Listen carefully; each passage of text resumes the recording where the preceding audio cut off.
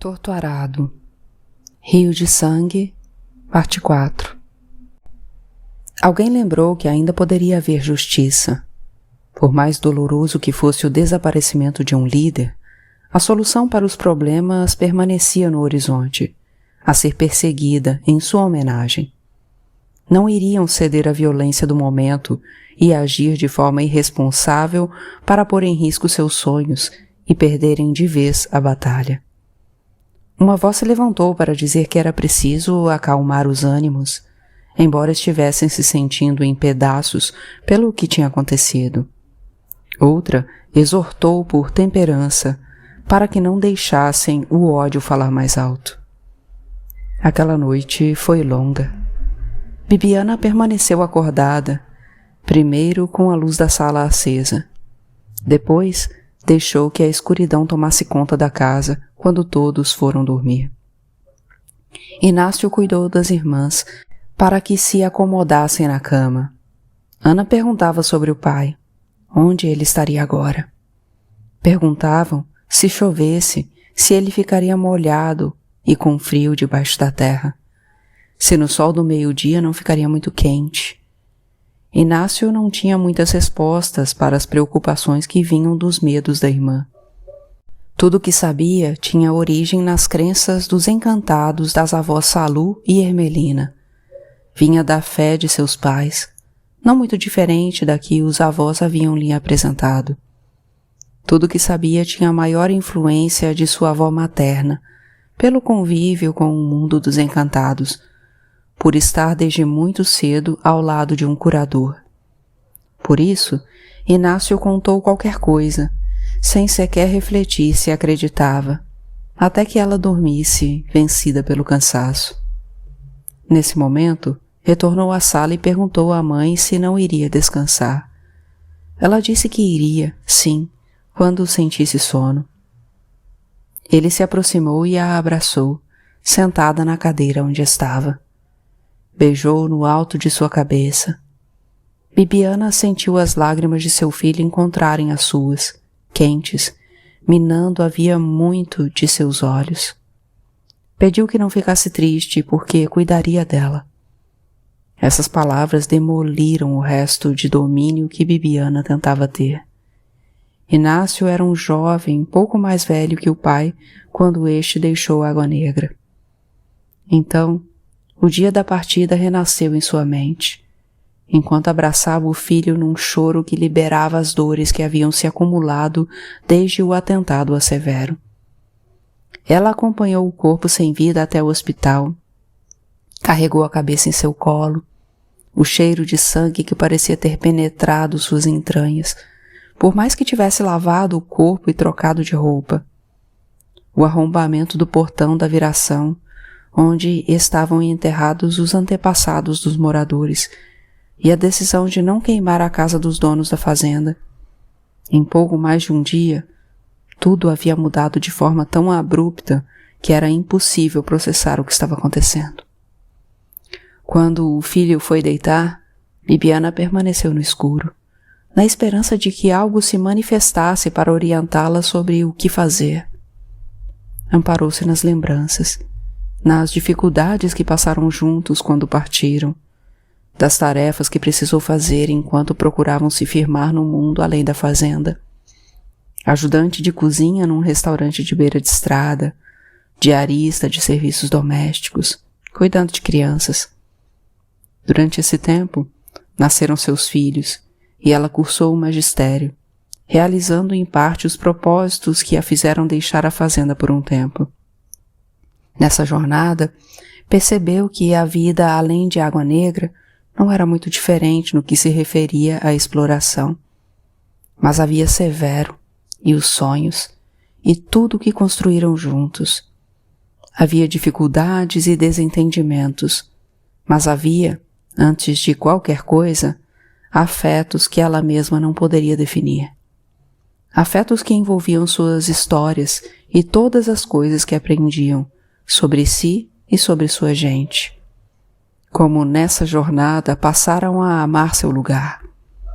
Sentiram vontade de retornar, à medida que foram acumulando informações sobre o que era pertencer a uma comunidade de moradores, talvez invisíveis para todo o resto, no coração de uma fazenda. Antes que o sono viesse, Bibiana se levantou da cadeira. A luz do sol entrava pelas frestas da porta e da janela. Abriu a porta, sentiu o sereno fresco da manhã tocar sua pele. O que seria de tudo, agora, sem Severo? O que seria dela com o vazio que tinha se apossado de seu corpo? Havia os filhos para encaminhar na vida, e antes que pensasse nos dias por vir, chegaram as irmãs e a mãe. Salu foi para a cozinha preparar café. Belonísia e Domingas sentaram na sala ao seu lado. As três olharam por um tempo a terra além da porta, e o canto dos pássaros parecia ser o mesmo de toda uma vida.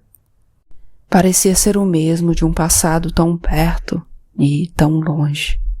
O mesmo canto que as acompanhou na infância, enquanto seguiam o caminho da roça de madrugada, ao lado do pai, para espantar os chupins dos arrozais.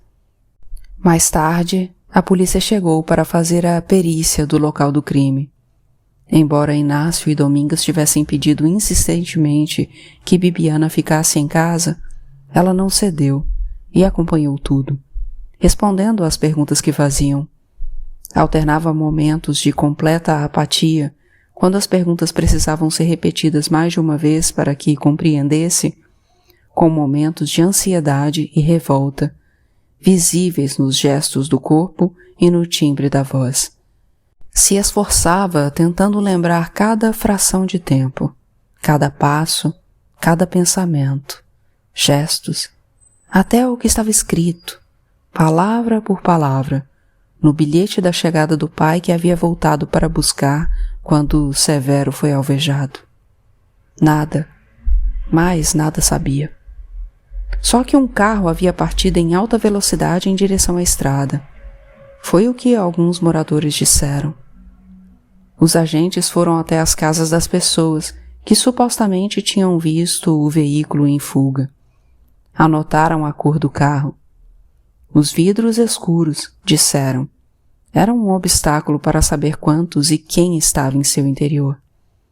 Perguntaram se notaram algo estranho nos dias que antecederam o crime e se Severo havia brigado com alguém. Quando os moradores responderam sobre os desentendimentos com o dono da fazenda, os policiais se deram por satisfeitos. Não prosseguiram. Bibiana e algumas das pessoas presentes foram convidadas a prestar mais depoimentos na delegacia da cidade. Pareceu, durante um breve período, que as coisas haviam mudado. Talvez houvesse justiça para o que tinha ocorrido. Iriam investigar a morte de um homem simples como investigariam a morte de um fazendeiro ou de qualquer homem poderoso da cidade. Mas, algumas semanas depois, surgiu a notícia de que o inquérito havia sido concluído, que haviam descoberto um plantio de maconha numa área próxima aos marimbuns, que Severo havia sido morto numa disputa do tráfico de drogas na região. Parte 5. Foi nesse dia que Bibiana resolveu reunir o povo de Água Negra para falar. Mesmo enredada em seu luto, precisava expor o que pensava. Não poderia deixar as coisas se desenrolarem do jeito que estavam ocorrendo, porque, do contrário, em breve, todos estariam em perigo. Mesmo que o vazio permanecesse em seu corpo, não deixaria a memória de Severo ser violada por uma mentira. Logo, essa mentira seria muitas mentiras a acompanharem sua história, sem que pudesse se defender. E seus filhos? Como viveriam com a imagem vilipendiada do pai? Não permitiria que seu legado fosse despedaçado pela história que as autoridades queriam contar.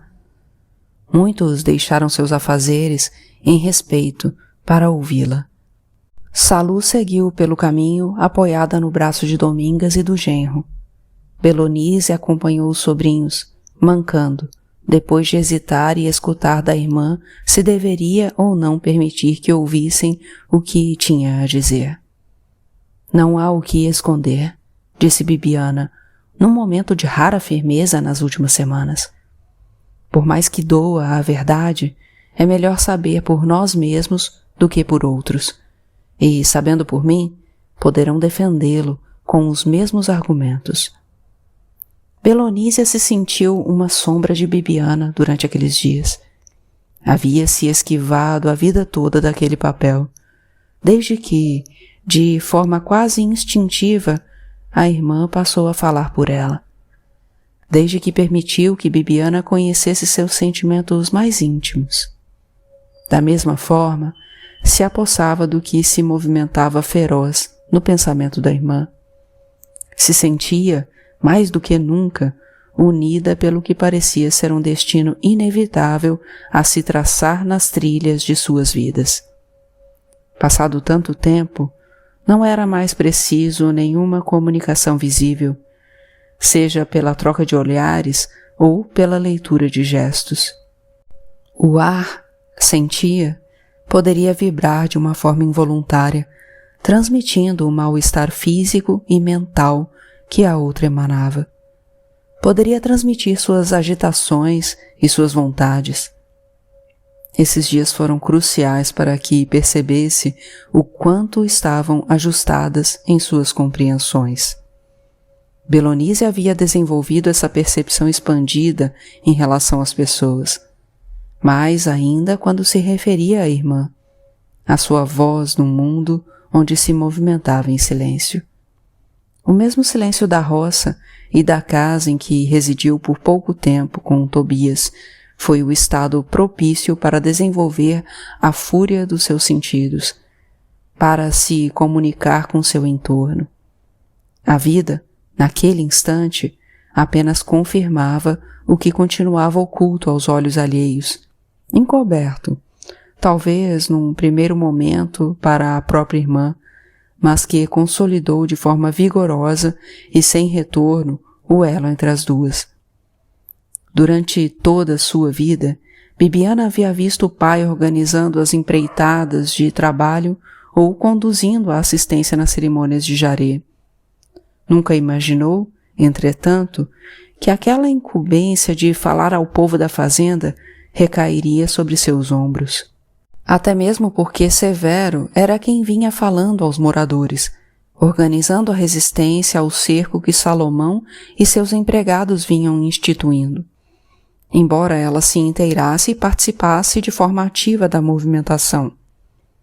Agora se percebia exposta à violência do atentado, a mentira que tentavam difundir para desmoralizar de vez o povo de Água Negra. Sentia como se os tiros continuassem a atravessar os corpos de sua família, mesmo depois de terem levado o marido.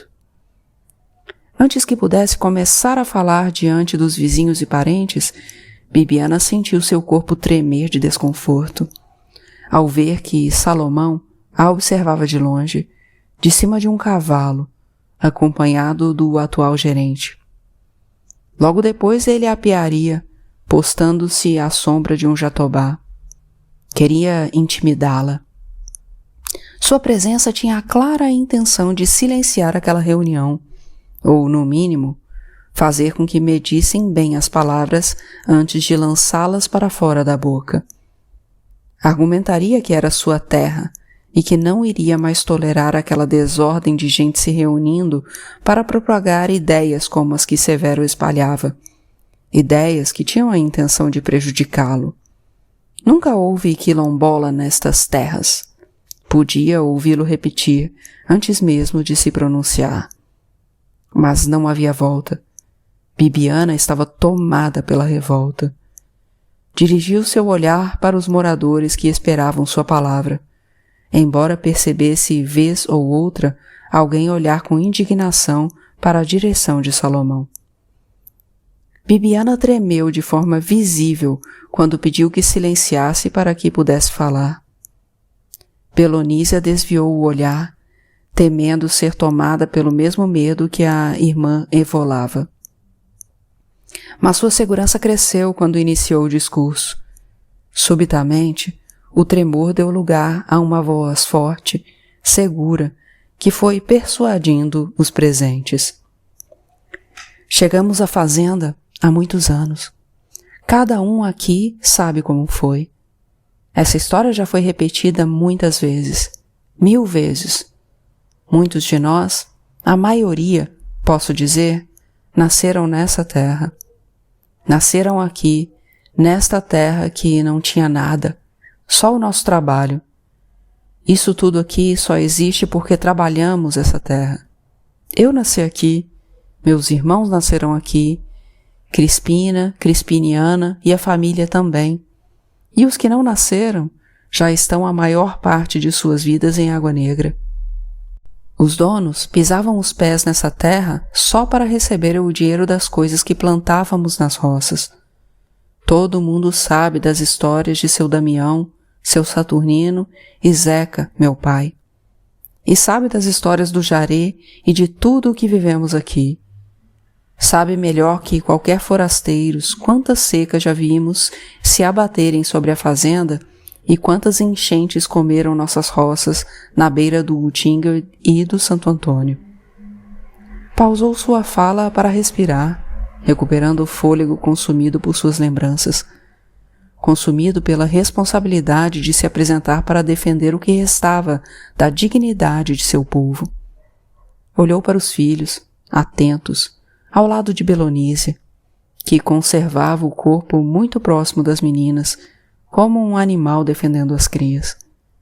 Nesse instante, foi tomada por recordações desordenadas que a levaram à imagem de Severo. Todos sabem o que Severo fez por Água Negra. Chegou aqui muito pequeno. Fomos morar fora para arranjar a vida, porque aqui as coisas foram ficando difíceis. Mas tinha gosto e respeito por vocês. Tinha consciência de nossa história. Sabia o que nosso povo tinha sofrido desde antes de Água Negra, desde muito tempo, desde os 10.000 escravos que o coronel Horácio de Matos usou para encontrar diamante e guerrear com seus inimigos. Quando deram a liberdade aos negros, nosso abandono continuou.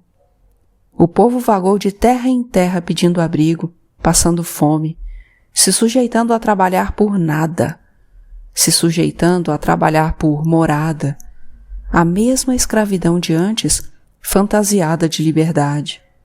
Mas que liberdade? Não podíamos construir casa de alvenaria, não podíamos botar a roça que queríamos. Levavam o que podiam do nosso trabalho. Trabalhávamos de domingo a domingo sem receber um centavo. O tempo que sobrava era para cuidar de nossas roças, porque senão não comíamos. Era homem na roça do Senhor e mulher e filhos na roça de casa, nos quintais, para não morrerem de fome. Os homens foram se esgotando, morrendo de exaustão, cheios de problemas de saúde quando ficaram velhos.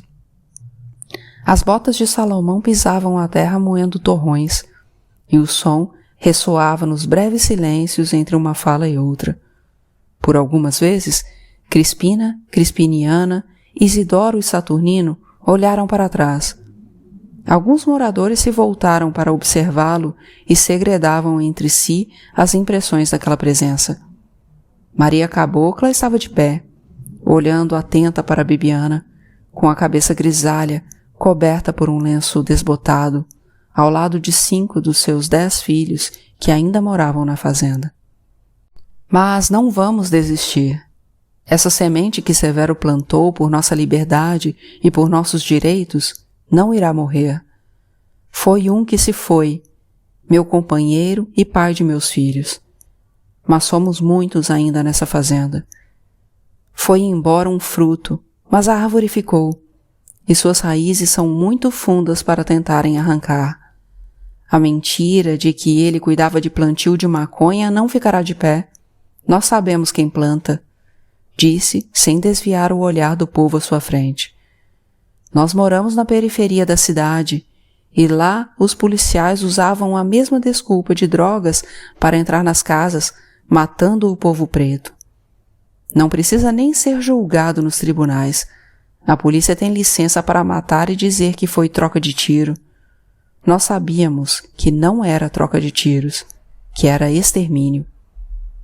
Logo outras vozes, que nunca se manifestavam na presença de Salomão, foram se somando ao discurso de Bibiana. Sua imagem, alquebrada pelo turbilhão de emoções a que havia sido lançada, consternada, ao mesmo tempo que inflamava as falas dos parentes e vizinhos, ou dos que tinham sido seus alunos. Os olhos de Salomão demonstravam receio. Ele observava a reunião com a cautela necessária. Era uma aglomeração considerável. Havia muitas famílias, todas mobilizadas pelo incidente. Qualquer gesto seu poderia ser entendido com suspeição. Poderia provocar uma turba, e naquele instante ele estava em desvantagem. Querem desonrar Severo, porque desonrando seu nome enfraquecem nossa luta. Querem proteger os mais poderosos. Querem nos calar, nos retirar daqui a qualquer custo. Querem nos dobrar, mas não vergaremos. Querem que a gente levante, carregando nossas coisas, e deixe a fazenda. Para onde? Não interessa. Queimaram nosso galinheiro, soltaram animais para destruir nossas roças. Quiseram impedir a pesca com a desculpa de que era para proteger os rios. Como se não fosse a gente que cuidasse das coisas. Como se não fôssemos parte de tudo isso. Estivesse tudo isso nas mãos de garimpeiro ou fazendeiro, estaria destruído. Até proibir de enterrar nossos mortos na viração, tentaram. Mas não irão nos dobrar. Não deixaremos Água Negra. Interromperam aplausos e coro para reafirmar o que Bibiana havia dito. De forma surpreendente, Salomão permaneceu calado, embora impaciente, mexendo os pés de maneira que chamava a atenção. Quem lá estava sabia o quanto as coisas haviam piorado desde a venda da fazenda. Viviam acuados, impulsionados pela mobilização iniciada por Severo. Viam em sua morte um pretexto para se fazerem ouvir. Seria agora ou nunca mais. Salomão nem sequer esperou as pessoas se dispersarem para se aproximar de Bibiana. Embora aparentemente quisesse desfazer o mal-estar pela morte de Severo, sua presença era incômoda. Nem suas palavras conseguiram sinalizar uma trégua. Sinto muito pela morte de seu marido. Estava fora, mas os empregados me avisaram. Iniciou a conversa de forma amena para prosseguir com o recado. Mas a senhora não pode acusar ninguém. O inquérito, pelo que fui informado, foi concluído. A polícia já deu a resposta. Tem gente séria lá. Parou em frente a Bibiana, tentando apoiar a mão em seu ombro. Ela, de imediato, deu um passo atrás. O senhor não precisa dizer o que eu vou falar. Caminhou se afastando de Salomão, quando então se voltou para trás, olhando diretamente nos seus olhos, e disse: quem fez isso com Severo irá pagar. A justiça dos homens pode até falhar, mas da de Deus ninguém escapa. Belonisa encarou o fazendeiro, enquanto os sobrinhos seguiam, tentando alcançar a mãe. Seus olhos rutilavam um brilho vivo, encantado, e fez o homem sentir um arrepio aparente nos pelos dos braços, que se eriçaram.